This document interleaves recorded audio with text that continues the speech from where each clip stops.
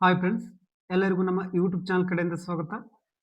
ನಾವು ಮೊನ್ನೆ ವಿಡಿಯೋದೊಳಗೆ ಕರ್ನಾಟಕದ ನದಿ ವ್ಯವಸ್ಥೆ ಬಗ್ಗೆ ಚರ್ಚೆ ಮಾಡ್ತಾ ಹೋಗಿದ್ವಿ.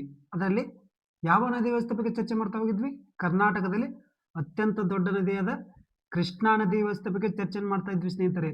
ಇನ್ನು ಇವತ್ತಿನ ವಿಡಿಯೋದೊಳಗೆ ಕೃಷ್ಣಾ ನದಿಯ ಒಂದು ಪ್ರಮುಖ ಬಲದಂಡೆ ಉಪನದಿ ಯಾವ ಸ್ನೇಹಿತರೆ? ನಮ್ಮ ಕರ್ನಾಟಕದಲ್ಲಿ ಕಂಡುಬರುವುದು ಘಟಪ್ರಭಾ ನದಿ. ಈ ನದಿ ವ್ಯವಸ್ಥೆ ಬಗ್ಗೆ ಇವತ್ತಿನ ಕ್ಲಾಸ್ ಒಳಗೆ ನಾವು ಸಂಪೂರ್ಣವಾಗಿ ಚರ್ಚೆ ಮಾಡ್ತಾ ಹೋಗೋಣ. ಹಾಗಾದ್ರೆ ಮೊದಲೇದಾಗಿ ಇಲ್ಲಿ ನಾವು ಈ ಘಟಪ್ರಭಾ ನದಿ ಅನ್ನೋದು ಎಲ್ಲಿ ಉಗಮವಾಗ್ತದ ಅಂತ ತಿಳ್ಕೊಂತ ಹೋಗೋಣ. ಎಲ್ಲಿ ಉಗಮವಾಗ್ತದೆ ಈ ನದಿ? ಮಹಾರಾಷ್ಟ್ರ ರಾಜ್ಯದ ರತ್ನಗಿರಿ ಜಿಲ್ಲೆಯ ಪಶ್ಚಿಮ ಘಟ್ಟದೊಳಗ, ಅಂದ್ರೆ ಮಹಾರಾಷ್ಟ್ರ ರಾಜ್ಯದ ರತ್ನಗಿರಿ ಜಿಲ್ಲೆಯ ಪಶ್ಚಿಮ ಘಟ್ಟದೊಳಗ ಸುಮಾರು 884 ಮೀಟರ್ ಎತ್ತರದೊಳಗೆ ಹುಡ್ತದ. ಸಮುದ್ರ ಮಟ್ಟದಿಂದ 884 ಮೀಟರ್ ಎತ್ತರದೊಳಗ ಈ ನದಿ ಉಗಮವಾಗ್ತದ. ಈ ನದಿಯ ಒಟ್ಟು ಉದ್ದ ಎಷ್ಟಪ್ಪ ಅಂದ್ರೆ 283 ಕಿಲೋಮೀಟರ್ನ ಈ ನದಿ ಹರಿಯುತ್ತದೆ ನೋಡಿ ಸ್ನೇಹಿತರೆ. ಪಶ್ಚಿಮದಲ್ಲಿ ಹುಟ್ಟಿ ಪೂರ್ವಕ್ಕೆ ಹರಿದು ನಮ್ಮ ಬಾಗಲಕೋಟೆ ಜಿಲ್ಲೆಯ ಕೂಡಲ ಸಂಗಮದೊಳಗ ಕೃಷ್ಣಾ ನದಿ ಅಂತ ಸೇರ್ತದೆ. ಇದು ಪಶ್ಚಿಮದಲ್ಲಿ ಹುಟ್ಟಿ ಪೂರ್ವಕ್ಕೆ ಹರಿಯುವ ಒಂದು ಪ್ರಮುಖ ನದಿ, ಇದು ನೆನಪಿಟ್ಕೊಳ್ಳಿ. ನೆಕ್ಸ್ಟ್, ಈ ನದಿಯ ಒಟ್ಟು ಜಲಾನಯನ ಪ್ರದೇಶ ಎಷ್ಟು ಕಂಡು ಬರ್ತದ? 8220 ಚದರ ಕಿಲೋಮೀಟರ್ ನೋಡಿ ಸ್ನೇಹಿತರೆ. ಎಷ್ಟು? 8220 ಚದರ ಕಿಲೋಮೀಟರ್ ಜಲಾನಯನ ಪ್ರದೇಶ ಈ ನದಿ ವ್ಯವಸ್ಥೆ ಕಂಡು ಬರ್ತದ. ನೆಕ್ಸ್ಟ್, ಘಟಪ್ರಭಾ ನದಿಯ ಜಲಾನಯನ ಪ್ರದೇಶ ಪ್ರಮುಖವಾಗಿ 2 ರಾಜ್ಯಗಳಲ್ಲಿ ಕಂಡು ಬರ್ತದ. ಒಂದು ನಮ್ಮ ಕರ್ನಾಟಕ ರಾಜ್ಯ, ಇನ್ನೊಂದು ನಮ್ಮ ಪಕ್ಕದ ಮಹಾರಾಷ್ಟ್ರ ರಾಜ್ಯದೊಳಗ ಈ ನದಿ ವ್ಯವಸ್ಥೆ ಹರಿದಿದೆ ನೋಡಿ ಸ್ನೇಹಿತರೆ. ನೆಕ್ಸ್ಟ್, ಈ ಘಟಪ್ರಭಾ ನದಿ ನಮ್ಮ ಕರ್ನಾಟಕದ ಬಾಗಲಕೋಟೆ ಜಿಲ್ಲೆಯನ್ನು ಪ್ರವೇಶ ಮಾಡಿ ಚಿಕ್ಕ ಸಂಗಮ ಅಥವಾ ಕೂಡಲ ಸಂಗಮದೊಳಗ, ಎಲ್ಲಿ ಕೂಡಲ ಸಂಗಮದೊಳಗ ಕೃಷ್ಣಾ ನದಿ ಅಂತ ಸೇರ್ತದೆ. ಕೂಡಲ ಸಂಗಮದೊಳಗ ಪ್ರಮುಖವಾಗಿ 3 ನದಿ ಬಂದು ಸಂಗಮವಾಗ್ತಾವ. ಒಂದು ಕೃಷ್ಣ ಆಗಿರ್ಬೋದು, ಇನ್ನೊಂದು ಮಲಪ್ರಭಾ, ಇನ್ನೊಂದು ನಮ್ಮ ಘಟಪ್ರಭಾ. ಈ 3 ನದಿ ಬಂದು ಸೇರಿ ಕೂಡಲ ಸಂಗಮವಾಗ್ತದ. ನೆಕ್ಸ್ಟ್, ಈ ಘಟಪ್ರಭಾ ನದಿಗೆ 2 ಪ್ರಮುಖ ಉಪನದಿಗಳು ಕೂಡ ಕಂಡು ಬರ್ತಾವ್ರಿ. ಅವ್ಯಾವು? ಒಂದು ಹಿರಣ್ಯಕೇಶಿ ನದಿ, ಇನ್ನೊಂದು ಮಾರ್ಕಂಡೇಯ ನದಿ. ಇವುಗಳ ಬಗ್ಗೆನೂ ನೆಕ್ಸ್ಟ್ ಸ್ಲೈಡ್ ಒಳಗಿದೆ, ಅಲ್ಲಿ ಚರ್ಚೆ ಮಾಡೋಣ. ನೆಕ್ಸ್ಟ್ ಸ್ನೇಹಿತರೆ, ಈ ಘಟಪ್ರಭಾ ನದಿ ವ್ಯವಸ್ಥೆ ಬಗ್ಗೆ ಫ್ಲೋಟ್ ಚಾರ್ಟ್ ಒಳಗೆ ಒಂದು ಸ್ವಲ್ಪ ಮಾಹಿತಿ ತಿಳ್ಕೊಂತ ಹೋಗೋಣ. ಅಂದ್ರೆ ಈ ನದಿ ವ್ಯವಸ್ಥೆ ಬಗ್ಗೆ ಈಸಿಯಾಗಿ ನಾವು ನೆನ್ಪಿಟ್ಕೋಬಹುದು ಫ್ಲೋಟ್ ಚಾರ್ಟ್ ಒಳಗೆ ಮಾಹಿತಿ ತಿಳ್ಕೊಂತ ಹೋದ್ರೆ. ಮೊದಲೇದಾಗಿ ಇಲ್ಲಿ ಈ ಘಟಪ್ರಭಾ ನದಿ ಎಲ್ಲಿ ಉಗಮವಾಗ್ತದ? ಮಹಾರಾಷ್ಟ್ರ ರಾಜ್ಯದ ಗಡಿ ಭಾಗದ ಒಂದು ಪ್ರಮುಖ ಜಿಲ್ಲೆ ಯಾವ್ದು ಸ್ನೇಹಿತರೆ? ರತ್ನಗಿರಿ ಜಿಲ್ಲೆ. ನಮ್ಮ ಕರ್ನಾಟಕದ ಮತ್ತು ಮಹಾರಾಷ್ಟ್ರದ ಗಡಿ ಭಾಗದೊಳಗೆ ಈ ಜಿಲ್ಲೆ ಕಂಡು ಬರ್ತದ. ಅಲ್ಲಿ ಈ ನದಿ ಉಗಮವಾಗ್ತದ ಪಶ್ಚಿಮ ಘಟ್ಟದೊಳಗ. ನಂತರ ಇದು ಕರ್ನಾಟಕವನ್ನು ಪ್ರವೇಶ ಮಾಡ್ತದೆ ನೋಡಿ ಸ್ನೇಹಿತರೆ. ಹಾಗಾದ್ರೆ ಇಲ್ಲಿ ನಾವು ಘಟಪ್ರಭಾ ನದಿ ವ್ಯವಸ್ಥೆ ಮೇಲೆ ಕಂಡುಬರುವ ಪ್ರಮುಖ ಎಡದಂಡೆ ಉಪನದಿಗಳು ಎಷ್ಟಿದಾವೆ ಅಂತ ತಿಳ್ಕೊಂತ ಹೋಗೋಣ. ಕೇವಲ ಒಂದೇ ಇದೆ. ಅದ್ಯಾವ ಸ್ನೇಹಿತರೆ? ಹಿರಣ್ಯಕೇಶಿ ನದಿ ನೋಡಿ ಸ್ನೇಹಿತರೆ. ಯಾವುದು? ಹಿರಣ್ಯಕೇಶಿ ನದಿ. ಈ ಘಟಪ್ರಭಾ ನದಿ ಮೇಲೆ ಕಂಡುಬರುವ ಒಂದು ಪ್ರಮುಖ ಎಡದಂಡೆ ಉಪನದಿ ಸ್ನೇಹಿತರೆ ಇದು.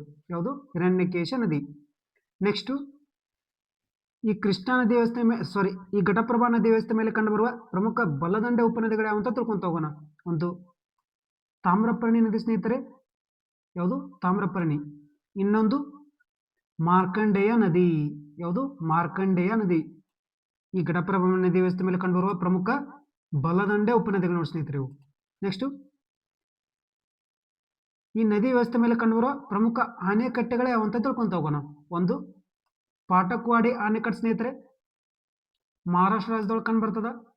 ಇನ್ನೊಂದು ರಾಜಾ ಲಕ್ಕಮ್ಮಗೌಡ ಆಣೆಕಟ್ಟು ಸ್ನೇಹಿತರೆ, ನಮ್ಮ ಬೆಳಗಾವಿ ಜಿಲ್ಲೆಯ ಹುಕ್ಕೇರಿ ತಾಲೂಕಿನ ಹಿಡ್ಕಲ್ ಎಂಬ ಗ್ರಾಮದೊಳಗೆ ಈ ಆಣೆಕಟ್ಟು ಕಂಡು ಬರ್ತದ. ಯಾವುದು? ರಾಜಾ ಲಕ್ಕಮ್ಮಗೌಡ ಆಣೆಕಟ್ಟು. ನೆಕ್ಸ್ಟ್, ಈ ಘಟಪ್ರಭಾ ನದಿ ವ್ಯವಸ್ಥೆ ಮೇಲೆ ಕಂಡುಬರುವ ಪ್ರಮುಖ ಜಲಪಾತ ಕಂಡು ಬರ್ತದೆ ಸ್ನೇಹಿತರೆ. ಅವ್ಯಾವ ಅಂತ ತಿಳ್ಕೊಂತ ಹೋಗೋಣ. ಒಂದು ಗೋಕಾಕ್ ಜಲಪಾತ ಕಂಡು ಬರ್ತದೆ ನೋಡಿ ಸ್ನೇಹಿತರೆ. ಯಾವುದು? ಗೋಕಾಕ್ ನಗರದೊಳಗ ಕಂಡುಬರುವ ಗೋಕಾಕ್ ಜಲಪಾತ, ಭಾರತದ ನಯಾಗರ. ಇದು ಗೋಕಾಕ್ ನದಿ ಮೇಲೆ ಘಟಪ್ರಭಾ ನದಿ ವ್ಯವಸ್ಥೆ ಮೇಲೆ ಗೋಕಾಕ್ ವಾಟರ್ ಫಾಲ್ಸ್ ಕಂಡು ಬರ್ತದ. ನೆಕ್ಸ್ಟ್, ಹಿರಣ್ಯಕೇಶ ನದಿ ಮೇಲೆ ರಾಮತೀರ್ಥ ವಾಟರ್ ಫಾಲ್ಸ್ ಕಂಡು ಬರ್ತದ. ಯಾವುದು? ರಾಮತೀರ್ಥ ವಾಟರ್ ಫಾಲ್ಸ್ ಕಂಡು ಬರ್ತದ. ನೆಕ್ಸ್ಟ್, ಈ ನದಿಯ ಒಂದು ಪ್ರಮುಖ ಬಲದಂಡೆ ಉಪನದಿ ಯಾವ್ದು ಸ್ನೇಹಿತರೆ? ಮಾರ್ಕಂಡೇಯ ನದಿ. ಇದಕ್ಕೆ ಯೋಗಿಕೊಳ್ಳ ಆಣೆಕಟ್ಟನ್ನು ಕೂಡ ನಿರ್ಮಾಣ ಮಾಡಿದಾರೆ. ಇವು ಸಣ್ಣ ಸಣ್ಣ ಚೆಕ್ ಡ್ಯಾಮು, ಆದ್ರೂ ನಾನು ನಿಮ್ಗೆ ಹೇಳಿರ್ತೇನೆ ಸ್ನೇಹಿತರೆ. ನೆಕ್ಸ್ಟ್, ಈ ಘಟಪ್ರಭಾ ನದಿಯ ದಂಡೆ ಮೇಲೆ ಘಟಪ್ರಭಾ ನಗರ ಕೂಡ ಕಂಡುಬರ್ತದ. ಯಾವ್ದು ಸ್ನೇಹಿತರೆ? ಘಟಪ್ರಭಾ ನಗರ ಕಂಡುಬರ್ತದ. ಇಲ್ಲಿ ನೋಡಿ ಸ್ನೇಹಿತರೆ, ಘಟಪ್ರಭಾ ನಗರ ಕಂಡುಬರ್ತದ. ಬೆಳಗಾವಿ ಜಿಲ್ಲೆಯ ಘಟಪ್ರಭಾ ನಗರ. ನೆಕ್ಸ್ಟ್ ಕೊನೆಯದಾಗಿದ್ದು ಬಾಗಲಕೋಟೆ ಜಿಲ್ಲೆಯ ಕೂಡಲ ಸಂಗಮದೊಳಗ ಕೃಷ್ಣಾ ನದಿಯನ್ನು ಪ್ರವೇಶ ಮಾಡ್ತದ, ಸೇರ್ತದ ನೋಡಿ ಸ್ನೇಹಿತರೆ ಕೂಡಲ ಸಂಗಮದೊಳಗಿದು. ನೆಕ್ಸ್ಟ್ ಈ ನದಿಯ ಎಡದಂಡೆ ಮೇಲೆ ಒಂದು ಪ್ರಮುಖ ಬರ್ಡ್ ಸೆಂಚುರಿ ಕೂಡ ಕಂಡುಬರ್ತದ. ಸುಮಾರು ಬಾರಿ ಕ್ವಶನ್ ಆಗಿದೆ ಸ್ನೇಹಿತರೆ ಇದು. ಅದೇ ಸ್ನೇಹಿತರೆ ಧೂಪ್ದಾಳ್ ಬರ್ಡ್ ಸೆಂಚುರಿ. ಇದು ಘಟಪ್ರಭಾ ನದಿಯ ಎಡದಂಡೆ ಮೇಲೆ ಕಂಡುಬರ್ತದ. ಹಿರಣ್ಯಕೇಶಿಯ ನದಿ ಆದ್ಮೇಲೆ ಇದು ಕಂಡುಬರ್ತದ ನೋಡಿ ಸ್ನೇಹಿತರೆ. ಯಾವುದು? ಧೂಪ್ದಾಳ್ ಬರ್ಡ್ ಸೆಂಚುರಿ.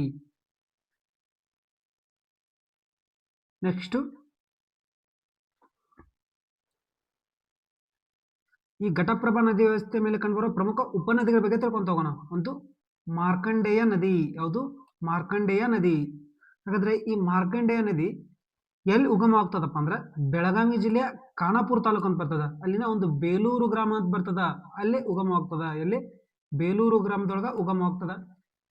ನಂತರ ಇದು ಗೋಕಾಕ್ ನಗರದೊಳಗ ಘಟಪ್ರಭಾ ನದಿಯನ್ನು ಪ್ರವೇಶ ಮಾಡ್ತದ. ಇಲ್ಲಿ ಗೋಕಾಕ್ ನಗರದೊಳಗ ಘಟಪ್ರಭಾ ನದಿಯನ್ನ ಬಂದ್ ಸೇರ್ತದ. ಈ ಮಾರ್ಕಂಡೇಯ ನದಿಗೆ ಒಂದು ಪ್ರಮುಖ ಜಲಪಾತ ಕೂಡ ಕಂಡುಬರ್ತದ. ಅದ್ಯಾವ್ದು ಸ್ನೇಹಿತರೆ? ಎಲ್ಲರಿಗೆ ಗೊತ್ತೇ ಇದೆ. ಯಾವುದು? ಗೊಡ್ಚಿನಮಲ್ಕಿ ನೋಡಿ ಸ್ನೇಹಿತರೆ. ಯಾವುದು? ಗೊಡ್ಚಿನಮಲ್ಕಿ. ಹಾಗಾದ್ರೆ ಈ ಗೊಡ್ಚಿನಮಲ್ಕಿ ಎಲ್ಲಿ ಕಂಡುಬರ್ತದ? ಗೊಡ್ಚಿನಮಲ್ಕಿ ಎಂಬ ಗ್ರಾಮದೊಳಗ ಕಂಡುಬರ್ತದ. ಗೋಕಾಕ್ ತಾಲೂಕಿನ ಗೊಡ್ಚಿನಮಲ್ಕಿ ಎಂಬ ಗ್ರಾಮದೊಳಗ ಮಾರ್ಕಂಡೇಯ ನದಿ ಮೇಲೆ ನಿರ್ಮಾಣವಾದಂತಹ ಒಂದು ಪ್ರಮುಖ ರಮಣೀಯ ಜಲಪಾತವಿದು. ನೋಡಕ್ಕೆ ಎಷ್ಟು ಚಂದ ಐತೆ ನೋಡಿ ಸ್ನೇಹಿತರೆ ಇದು. ನೆಕ್ಸ್ಟ್ ಈ ಜಲಪಾತ ಎಷ್ಟು ಎತ್ತರದಿಂದ ನೀರು ಧುಮುಕುತ್ತದಪ್ಪ ಅಂದ್ರೆ 45 ಮೀಟರ್ ಎತ್ತರದಿಂದ ಮೇಲಿಂದ ಕೆಳಗೆ ನೀರು ಧುಮುಕುತ್ತದ ನೋಡಿ ಸ್ನೇಹಿತರೆ. 45 ಮೀಟರ್ ಅಥವಾ 147 ಅಡಿ ಎತ್ತರದಿಂದ ಮೇಲಿಂದ ಕೆಳಕ್ಕೆ ನೀರು ಧುಮುಕುತ್ತದೆ ಇಲ್ಲಿ. ನೆಕ್ಸ್ಟ್ ಇನ್ನೊಂದು ಪ್ರಮುಖ ಉಪನದಿ ಯಾವುದು? ಹಿರಣ್ಯಕೇಶಿ ನದಿ. ಯಾವುದು? ಹಿರಣ್ಯಕೇಶಿ ನದಿ.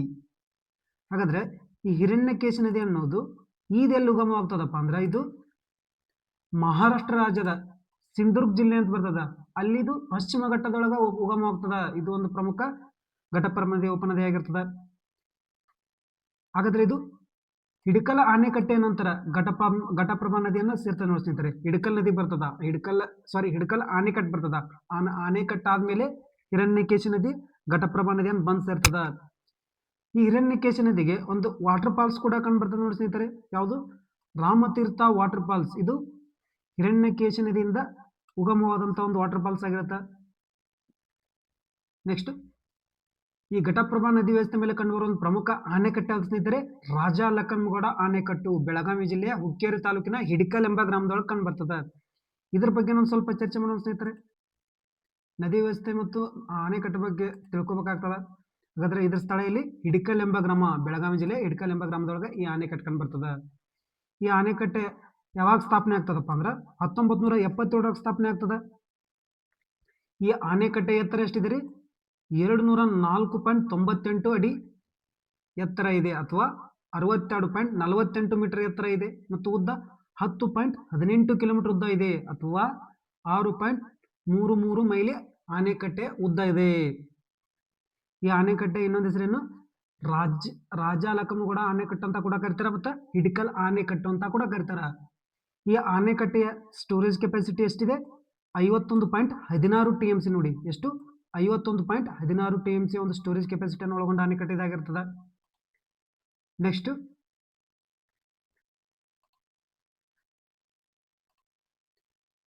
ಈ ಆಣೆಕಟ್ಟು ಸುಮಾರು 8 ಲಕ್ಷ 8,20,000 ಎಕರೆಗಳಿಗೂ ಹೆಚ್ಚಿನ ಭೂಮಿಗೆ ನೀರಾವರಿ ಅಗತ್ಯತೆಗಳನ್ನು ಮತ್ತು ಜಲ ವಿದ್ಯುತ್ ಉತ್ಪಾದನೆ ಒದಗಿಸುವ ಒಂದು ಪ್ರಮುಖ ಆಣೆಕಟ್ಟು ಇದಾಗಿದೆ ನೋಡಿ ಸ್ನೇಹಿತರೆ. 8,20,000 ಎಕರೆಗೆ ನೀರನ್ನು ಒದಗಿಸುವ ಒಂದು ಪ್ರಮುಖ ಆಣೆಕಟ್ಟು ಅಂತದ್ದು. ನೆಕ್ಸ್ಟ್ ಇದೇ ಆಣೆಕಟ್ಟೆಗೆ ನೆಕ್ಸ್ಟ್ ಇದೇ ನದಿ ವ್ಯವಸ್ಥೆ ಮೇಲೆ ಮಹಾರಾಷ್ಟ್ರ ರಾಜ್ಯದೊಳಗೆ ಇನ್ನೊಂದು ಪ್ರಮುಖ ಆಣೆಕಟ್ಟು ಕಂಡು ಬರ್ತದ. ಆಗಲ್ಲಿ ತಿಳ್ಕೊಂಡಿದ್ವಿ. ಯಾವುದು? ಪಾಟಕ್ವಾಡಿ ಆಣೆಕಟ್ಟು. ಮಹಾರಾಷ್ಟ್ರ ರಾಜ್ಯದ ಮಸೂರಿ ಜಿಲ್ಲೆ ಅಂತ ಬರ್ತದ, ಅಲ್ಲಿ ಕಂಡು ಬರ್ತದ. ಇಲ್ಲಿದೆ ನೋಡಿ ಸ್ನೇಹಿತರೆ, ಎಡಗಡೆ ಚಿತ್ರದೊಳಗ ಪಾಟಕ್ವಾಡಿ ಆಣೆಕಟ್ಟು ಕಂಡು ಬರ್ತದ. ನೆಕ್ಸ್ಟ್ ಗೋಕಾಕ್ ಜಲಪಾತದ ಬಗ್ಗೆ ಸ್ವಲ್ಪ ತಿಳ್ಕೊಂತ ಹೋಗೋಣ. ಈ ಗೋಕಾಕ್ ಜಲಪಾತ ಎಲ್ಲಿ ಕಂಡು ಬರ್ತದ? ಗೋಕಾಕ್ ನಗರದೊಳಗೆ ಕಂಡು ಬರ್ತದ. ಈ ಜಲಪಾತ ಮರಳುಗಲ್ಲಿನ ಬಂಡೆಯ ಮೇಲೆ ಸುಮಾರು 52 ಮೀಟರ್ ಎತ್ತರದಲ್ಲಿ ಉಗಮವಾದಂಥ ಒಂದು ಪ್ರಮುಖ ಜಲಪಾತ ನೋಡಿ ಸ್ನೇಹಿತರಿದೆ. ಎಷ್ಟು? 52 ಮೀಟರ್ ಎತ್ತರದೊಳಗೆ ಉಗಮವಾದಂಥ ಒಂದು ಪ್ರಮುಖ ಜಲಪಾತ. ಹಾಗಾದ್ರೆ ಈ ಜಲಪಾತ ನಯಾಗರ ಜಲಪಾತವನ್ನು ಹೋಲ್ತದ. ಆದ ಕಾರಣ ಇದನ್ನ ನಯಾಗರ ಜಲಪಾತ ಅಂತ ಕರೀತಾರ. ಇದನ್ನ ಭಾರತದ ನಯಾಗರ ಅಂತ ಕರೀತಾರ. Thank you friends.